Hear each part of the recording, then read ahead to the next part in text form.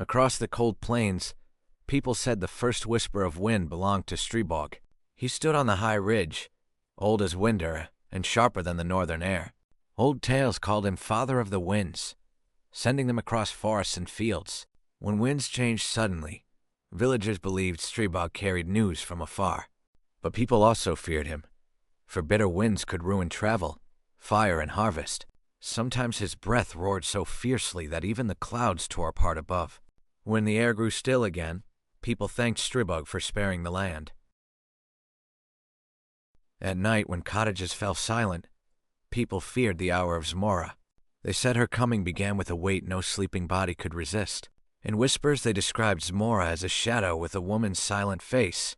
She sat on the chest of the sleeper, stealing breath but leaving no wound. To drive her off, old people used prayers, iron, herbs, and turned brooms. If the dawn neared or the charm held, Zmora faded back into darkness. By morning, only fear remained, and no one knew if it had been a dream. By quiet waters, people said an older spirit watched every river bend in silence.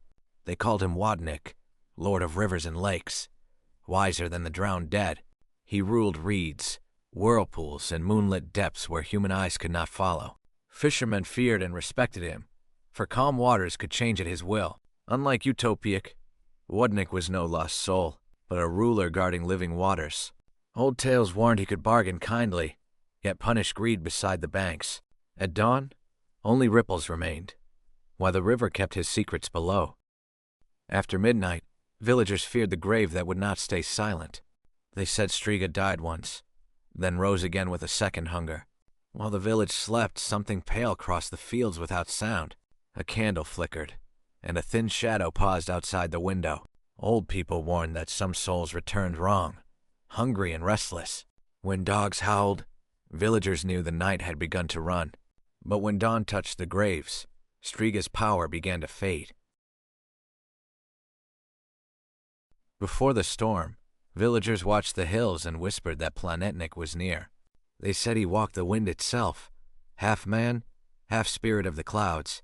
With staff in hand, he gathered thunderheads like a shepherd calling his flock. Some feared hail from him, yet others begged him to spare the ripening fields. In old tales, a good Planetnik turned the blackest storm away from homes. He wrestled wind and thunder above the valley, steering fury across the sky. When rain fell softly at last, the people thanked the unseen rider of clouds. When winter lingered too long, villagers prepared Marzana to send the cold away. From straw and linen they shaped Marzana, the old spirit of winter and death. Then the village carried her in procession, as winter made its final passing round. At the riverbank, they brought Marzana to the edge between frost and spring. There they cast her away so winter's power would leave the fields and homes. Once Marzana was gone, people searched the land for the first signs of spring. So Marzana became a sign that winter must die for spring to be reborn. Lisho rarely arrived with thunder. Sometimes it began with one careless choice. A broken wheel came first, and the traveler blamed only mud and rotten wood. Then milk soured, fire died, and every simple task somehow ended badly. Only the oldest villagers recognized the one-eyed shadow behind the accidents. The more people cursed their fate, the stronger and bolder Licho became. One wise woman taught them that Licho weakened when fear no longer ruled the house. When the house grew calm, Licho slipped away to seek another careless soul.